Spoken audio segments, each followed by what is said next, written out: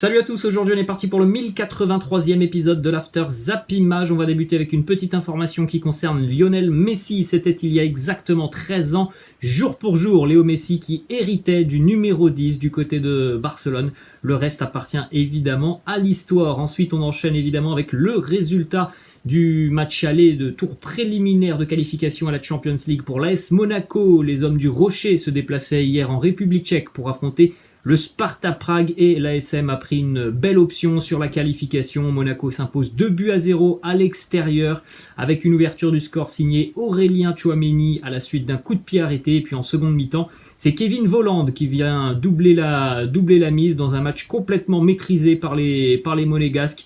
Très peu d'occasions à mettre à l'actif des Tchèques qui ont été en difficulté quasiment sur toute la rencontre. Donc une bonne opération réalisée par l'AS Monaco hier du côté de la République tchèque. Il faudra évidemment terminer le travail la semaine prochaine du côté de Louis II. Petite information sur le but inscrit par Aurélien Tchouaméni en première mi-temps. Malheureusement, à la suite de ce but inscrit par Tchouaméni, des cris de singes ont été entendus, des cris de singes évidemment qui émanaient des tribunes du stade du Sparta Prague. Le match a été interrompu pendant 5 bonnes minutes.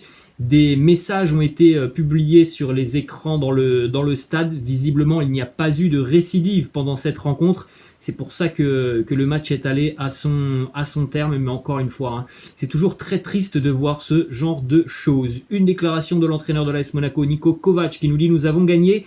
Mais le plus important, c'est ce qu'il s'est passé après notre but et à la fin du match. Je suis triste et déçu que ce genre de choses arrive encore au XXIe siècle. On a gagné le match, mais on a aussi gagné contre le racisme. Ensuite, on continue les amis avec une déclaration de Peter Bosz, l'entraîneur de l'Olympique Lyonnais, qui nous parle de ses idées qu'il souhaite mettre en place avec son groupe. Il nous dit « Je comprends bien que ce que je demande n'est pas facile car le jeu offensif est difficile. Nous travaillons là-dessus et les joueurs doivent suivre et apprendre. Ils essayent déjà et je vois que nous progressons aussi sur le plan physique. » On a vu des matchs de l'Olympique Lyonnais où il y avait parfois défensivement des problèmes assez sérieux, mais bon voilà, on rappelle que c'est un nouvel entraîneur qui vient à peine d'arriver. Ça prendra, comme pour tout entraîneur, un petit peu de temps avant de trouver une réelle osmose sur le terrain. L'OL a pris pas mal de buts sur ces matchs de préparation et comme le dit Peter Bosz,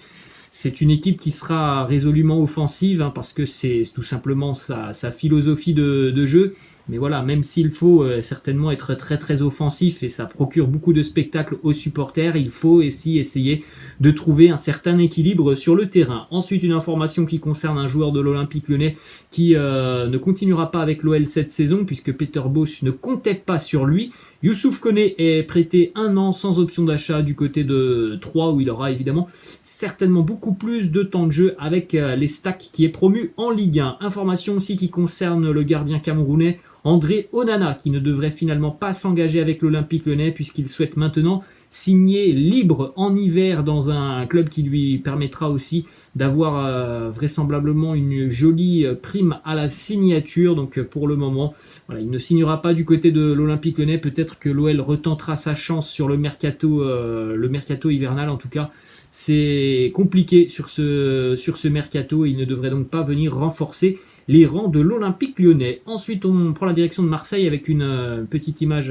très sympa, notamment pour les supporters phocéens et puis pour le groupe de Jorge Sampaoli. Arkadiusz Milik est de retour au centre d'entraînement de l'Olympique de Marseille, donc le retour sur les terrains pour Milik est proche et c'est une très bonne nouvelle évidemment pour l'OM. Ensuite, autre info côté phocéen en ce qui concerne le dossier Daniel Vass. Daniel Vass pousse pour rejoindre l'Olympique de Marseille. Il y a déjà eu une réunion entre les agents de Daniel Vass et les représentants de Valence. L'OM a déjà proposé une offre d'1 million d'euros au club valencien. L'offre a été refusée puisque Valence attend visiblement beaucoup plus de la part de l'Olympique de Marseille pour libérer L'international danois, selon plusieurs sources en Espagne, Valence demande 8 millions d'euros pour libérer Daniel Vaz. Donc là, on est quand même loin de ces 8 millions d'euros avec cette offre de 1 million d'euros de la part de l'Olympique de Marseille. Ça risque encore une fois d'être un dossier qui peut s'éterniser un petit peu, hein, tant les deux parties ne sont pas proches, hein, au niveau de l'accord. Ensuite, une déclaration d'Alban Lafont, le gardien du FC Nantes, qui nous dit « A priori, je devrais rester cette année. Normalement, je devrais faire toute ma saison avec le FC Nantes. L'OM, il n'y a rien de bien concret. » C'est vrai que depuis quelques mois, il y avait un intérêt de la part de l'Olympique de Marseille, visiblement. Ça ne se fera pas. Ensuite, on prend la direction de Paris avec une information qui concerne Zlatan Ibrahimovic. Selon le quotidien Le Parisien, Zlatan Ibrahimovic a pris la température auprès du Paris Saint-Germain pour envisager un retour sur ce mercato estival, mais Paris avait d'autres projets. C'est donc pour ça que Zlatan a décidé de continuer l'aventure avec les Rossoneri. Toujours du côté de Milan, une information qui concerne le jeune attaquant norvégien Jens Peter Hauge, qui a fait l'objet d'une offre de 12 millions d'euros en provenance de l'Eintracht Francfort. Le transfert devrait donc être finalisé assez rapidement pour ce jeune joueur qui est arrivé il n'y a pas bien longtemps, hein, du côté de Milan. C'était en tout début d'année 2021. Ensuite, on a une déclaration de Marco Simeone qui nous parle d'Olivier Giroud, de l'apport qu'il peut avoir du côté de Milan. Il nous dit « Giroud est un très bon coup, il a tout. Le physique, la technique, il est un buteur et en même temps, il sait comment travailler pour l'équipe. Il voit le but, ou plutôt, il le sent. Il est capable de le trouver, même de dos. » C'est vrai que c'est un profil très intéressant, Olivier Giroud. Direction cette fois-ci Manchester United, où le Paris Saint-Germain est prévenu, selon les informations du quotidien Le Parisien, et ce sont des informations aussi qui nous arrivent d'Angleterre. Manchester United ne libérera pas Paul Pogba à moins d'une offre comprise entre 75 et 100 millions d'euros. Paul Pogba qui était d'ailleurs de retour hier à l'entraînement avec les Red Devils. Donc l'avenir nous dira si Pogba va continuer encore un an de plus avec les Red Devils ou si tout va s'accélérer sur le mois d'août. Ensuite, on poursuit du côté d'Everton avec une information donc, qui concerne les Toffees et James Rodriguez, puisque l'AC Milan est très intéressé par James Rodriguez. Une offre devrait arriver du côté de Everton, une offre de 10 millions d'euros plus quelques bonus. Visiblement, au niveau du salaire du joueur, ça sera bien moindre que ce qu'il touche en Angleterre, donc à suivre. Ensuite, du côté de la Juventus, les négociations entre Sassuolo et la Juve se poursuivent pour le transfert de Manuel Locatelli. Sassuolo attend 5 millions d'euros pour le prêt de son milieu de terrain avec une option d'achat de 30 millions d'euros. Et à l'heure actuelle, des petites divergences puisque la Juve est prête à offrir donc ces 5 millions d'euros de prêt, mais la Juve souhaiterait baisser donc l'option d'achat à 20 millions d'euros. Mais les négociations se poursuivent tout de même entre les deux clubs. On enchaîne toujours côté turinois, on en avait parlé en début de semaine, ça devrait être officiel dans les toutes prochaines heures ou prochains jours.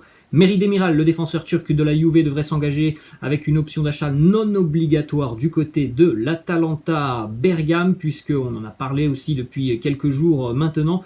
L'Atalanta serait sur le point de vendre et de libérer Cristian Romero, qui devrait donc s'engager du côté de Tottenham en Premier League contre un chèque de 50 millions d'euros. Une information qui concerne un ancien gardien du Paris Saint-Germain, Salvatore Sirigu, qui quitte le Torino. Il reste en Italie, il rejoint les rangs du Genoa. Ensuite, on prend la direction de l'Angleterre avec les Gunners qui se montrent actifs sur ce mercato et qui tentent de trouver des éléments pour renforcer leur milieu de terrain. Arsenal est passé à l'action pour le milieu de terrain de Leicester, James Maddison, un fin technicien avec une très bonne vision du jeu, une belle frappe de balle, un beau toucher de balle chez James Maddison.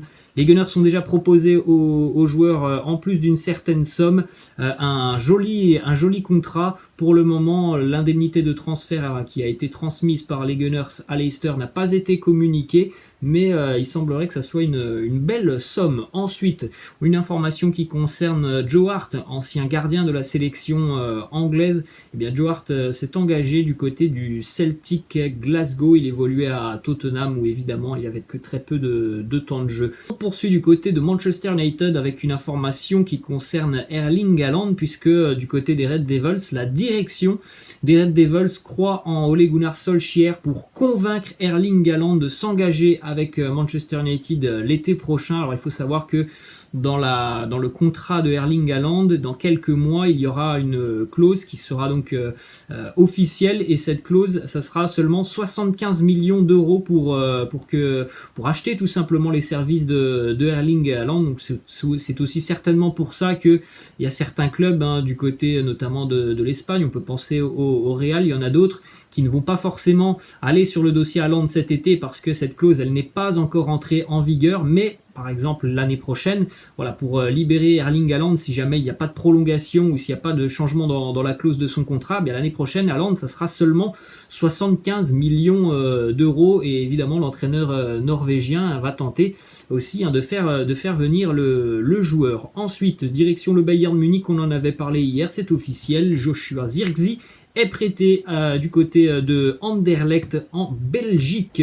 Direction l'Espagne maintenant, information qui concerne le FC Barcelone, une déclaration de Memphis qui nous parle de Antoine Griezmann et de son association avec lui sur le terrain. Il nous dit: Griezmann m'a souvent cherché entre les lignes, il me cherche quand je fais un appel et moi aussi j'essaie de le trouver. C'est un joueur d'une grande qualité, il est technique, il est très intelligent, vous pouvez voir qu'on a une bonne connexion. Une déclaration de Joan Laporta, le président du FC Barcelone, qui nous parle d'Antoine Griezmann, et il nous dit: tout le monde est heureux avec Griezmann, c'est un grand professionnel, il a un contrat et on doit le respecter. Voilà, pas plus compliqué que ça, malgré tous les rumeurs que l'on a pu voir il y a quelques semaines. Évidemment, déjà on sait, Antoine Griezmann, il a qu'une idée en tête, ça sera l'Atlético ou rien. Donc pour le FC Barcelone, ça sera compliqué évidemment de libérer Antoine Griezmann, même si voilà, il y a ce genre de déclaration du côté du Barça.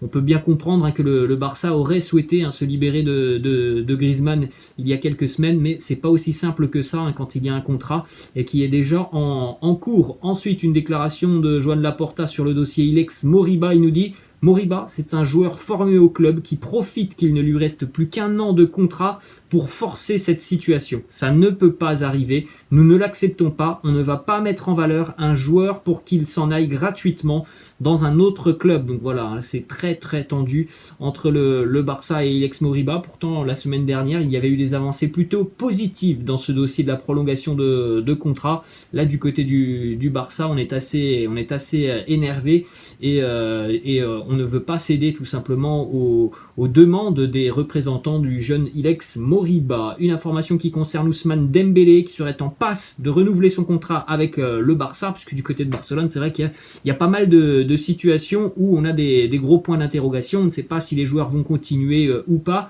et Ousmane Dembélé en fait partie, comme Griezmann, comme Coutinho. Il y en a encore d'autres du côté du Barça, mais en tout cas, d'après plusieurs sources en Espagne, la prolongation de contrat d'Ousmane Dembélé avance plutôt favorablement. Ensuite, on a une déclaration d'un ancien défenseur de l'équipe de France et ancien défenseur des Blues de Chelsea, Franck Leboeuf, qui nous parle de la piste Jules Koundé du côté des Blues. Il nous dit: Koundé est fantastique, il a tout, c'est un guerrier, il n'abandonne jamais, il est l'avenir à coup sûr. On suivra aussi attentivement ce dossier Jules Koundé. Il y a toujours des négociations entre les Blues et le FC Séville. On va terminer cet épisode, les amis, avec une petite image sur la finale du tournoi olympique. On retrouvera une très belle affiche entre le Brésil et l'Espagne. Voilà les amis, la fin de cet After Zappima. J'espère que ça vous a plu. N'hésitez pas comme d'habitude à lâcher un petit pouce bleu. Je vous laisse, je vous dis à la prochaine. Ciao.